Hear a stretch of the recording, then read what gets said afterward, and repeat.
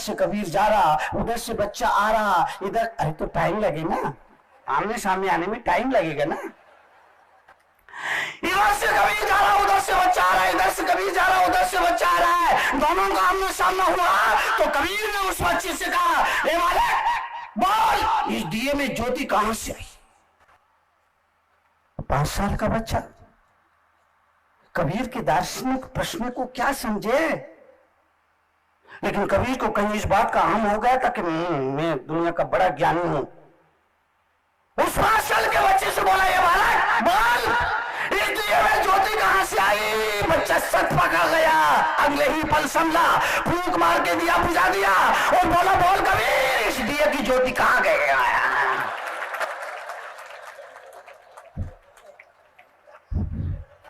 बेवकूफ बच्चे पैदा होना बंद हो। अगर आप इस नई पीढ़ी को समझाना चाहते हो, तरुण सागर ये बताने के लिए मौजूद है, ये नई पीढ़ी सिखाने से नहीं सीखेगी, ये नई पीढ़ी दिखाने से सीखेगी। दिखाओ, उसे जी कर दिखाओ। आप माँ बाप की सेवा करोगे तो आपका बच्चा देखेगा, सीख जाएगा। माँ बाप की सेवा करना चाहिए। आप रोज मंदिर जाओगे, भगवान के दर्शन करोगे, बच्चों को कहने की जरूरत नहीं है, मंदिर जाना चाहिए, भगवान का आशीर्वाद लेना चाहिए। आप सत्संग करोगे, गुरु की सेवा करोगे, बच्चा सीख जाएगा, अलग से सिखाने की जरूरत नहीं है। जो कुछ भी सिखाना चाहते हो वो दिखाना शुरू कर दो, अपने आप सीख जाएगी। पति पत्नी दर्शन को लिया आए, उनके साथ उनके 2 साल का बच्चा आए और बच्चे से बोले, मुनि जी को ढोंक दे बेटा, मुनि जी को ढोंक दे बेटा, मुनि जी को ढोंक। बेटे ने ढोंक नहीं दी, बाप ने बेटे की गर्दन पकड़ी। मेरे को बड़ी करुणा आई, मैंने कहा इतना अच्छा बच्चा है, बड़ा मायूस बच्चा है, आप इसकी गर्दन क्यों पकड़? बोले मुनि जी ये आपको ढोंक नहीं दिया। मैंने कहा आप क्या चाहते हो? बोले आपको नमन करे, हाथ जोड़े, आपको ढोंक दे। मैंने कहा, इशारा किया पति पत्नी से, आप हाथ जोड़ के खड़े हो जाइए। वो हाथ जोड़ के खड़े हुए, बच्चे ने देखा, बच्चा भी हाथ जोड़ के खड़ा हो गया। अब मैंने इशारा किया, आप झुक करके प्रणाम करो। माँ बाप ने झुक करके प्रणाम किया, बच्चे ने माँ बाप को झुकते हुए देखा, बच्चा भी झुककर प्रणाम करने लगा। मैंने कहा हो गया काम? हाँ बोले मुझे हो गया। मैंने कहा आप कड़वे प्रवचन सुनो, अभी तो मीठे प्रवचन थे, अब कड़वे प्रवचन सुनो। बोले क्या हुआ मुनि जी? मैंने कहा तुम अच्छे से कह रहे थे मुनि जी को ढोक दो, मुनि जी को ढोक दो, मुनि जी को ढोक दो, मुझे बहुत डर लग रहा था। अरे वाला मुनि जी से डरने की क्या बात है? हम तो बच्चे से यही कह रहे थे मुनि जी को ढोक दो, मुनि जी को ढोक दो, लेकिन इसमें डरने की बात क्या है? अरे मैंने कहा भैया डरने की बात ये है, तुम तो कह रहे थे मुनि जी को ढोक दो, मुनि जी को ढोक दो। मुझे लग रहा था अगर ये बच्चा गलत समझ गया कि मुनि जी को ठोक दो, मुनि जी को ठोक दो, मैं तो बेवजह ठूक जाता ना, क्योंकि ये ठोकने से परिचित रोज ठोकता है, ये रोज ठोकता है, ये ढोक से परिचित नहीं है। ये ठोक से बच्चों से बात करूंगा मैं, और बच्चों को 3 शपथ और संस्कार शिविर में दिलाई जाती है। पहली शपथ, हम जिंदगी में कभी भी अपने माँ बाप को वृद्धाश्रम में नहीं भेजेंगे। दूसरी शपथ, हम कभी भी देश के प्रति गद्दारी नहीं करेंगे।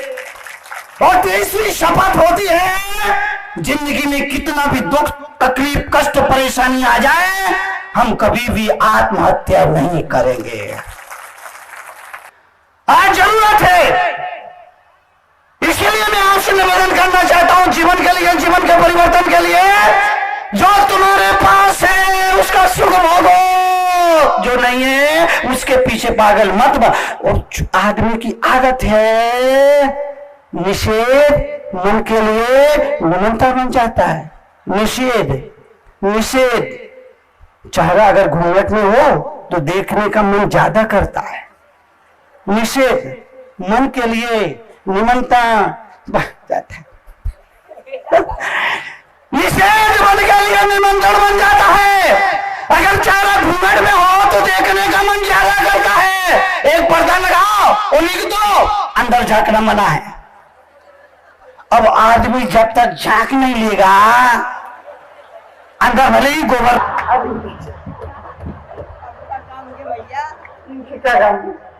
ये कृषि सदी का बर्बादी कर लिया मैंने सामने वचन में है और सामने वचन में पाया है कि अगर तू कभी आग बनेगी तो मैं पानी बन जाऊंगा और कभी मैं अंगार बनूं तो तू जलदार बन जाना। पहला वचन अपनी वधु से कह रहा है कि कभी तू आग बनेगी तो मैं जल बन जाऊंगा। जिंदगी की खुशियों को कभी नजर नहीं लग सकती है मगर मगर मगर मगर मगर मगर मगर नहले पर बहला नहले पर बहला नहले तरा तरा तरा तरा। भारत जैसे धर्म प्राण देश में भी तलाक का ग्राफ तेजी तेजी बढ़ रहा है। सासू ने कहा क्यों, बहू ने कहा क्यों, अब श्री महाभारत प्रस्तुत करता क्यों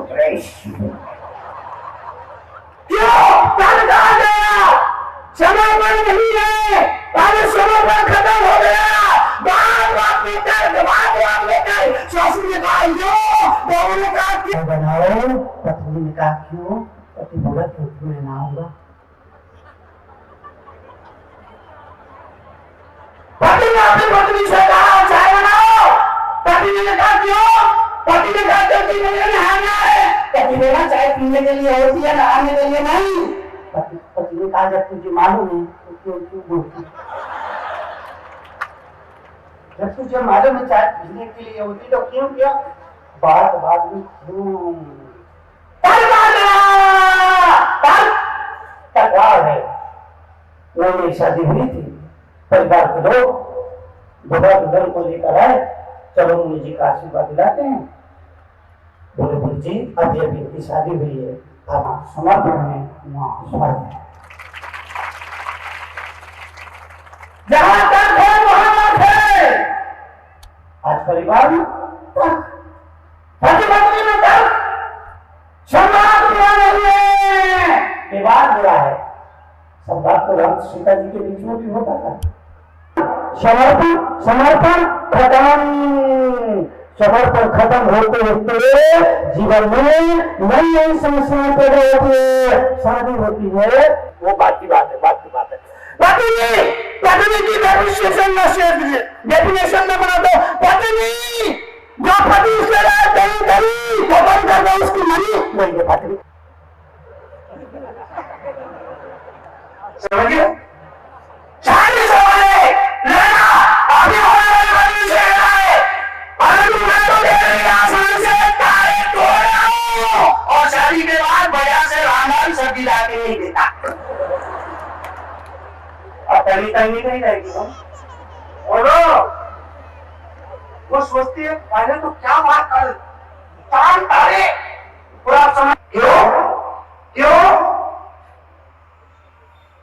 बहन छोड़ी तो नाना दे मिलेगी, भाई छोड़ा तो देवर मिल गया, माँ बाप छोड़े तो सास ससुर मिल गए, घर छोड़ा तो ससुराल मिल गई। ऐसा क्या छोड़ा जो पति मिल गया, फोकट में मिला है ना, वो कदर कहां से होगी। डोसा 2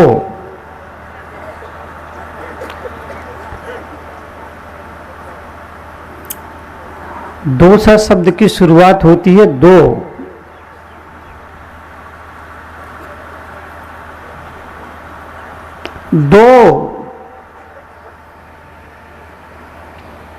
जीवन के लिए संदेश दो।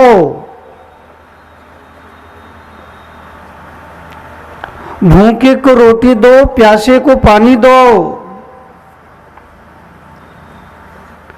जरूरतमंद को सहयोग दो,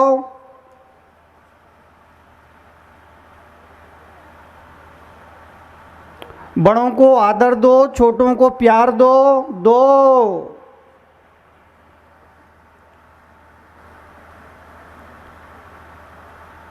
पड़ोसी को प्रेम दो, और बच्चों को संस्कार दो। दो, तुम्हारे पास देने के लिए कुछ ना हो तो कम से कम मुस्कुराहट दो, पर दो। तुम्हारे पास देने के लिए कुछ ना हो तो मुस्कुराहट दो, क्योंकि मेरा अपना मानना है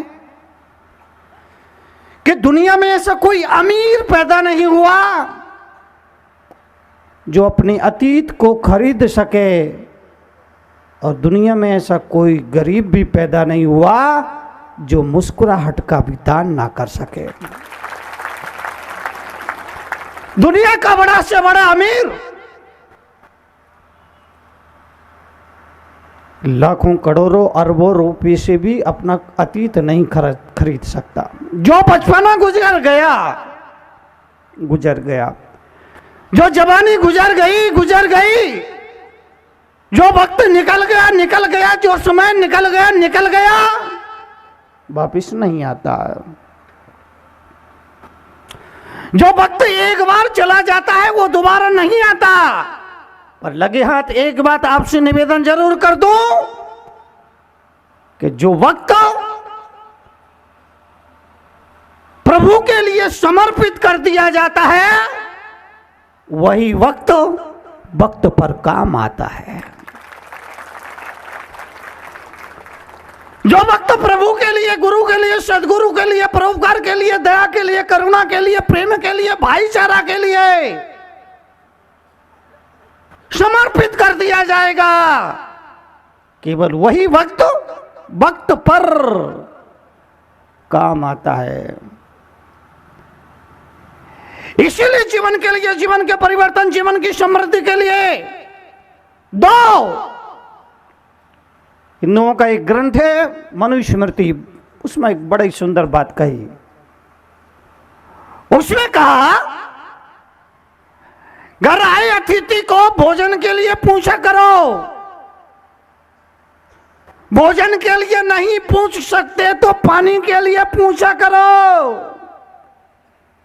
पानी के लिए भी नहीं पूछ सकते तो आदर का आसन दिया करो, आदर का आसन भी नहीं दे सकते तो दो मीठे बोल बोला करो, दो मीठे बोल भी नहीं बोल सकते तो मुस्कुराहट दिया करो, और मुस्कुराहट भी नहीं दे सकते तो चुल्लू और पानी में।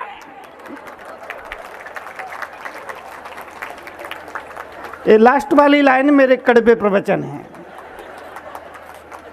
क्योंकि जब आदमी को सीधा सीधा प्रवचन, सीधी सीधी बात समझ में ना आए तब मजबूरी में कड़वी बात बोलना पड़ती है।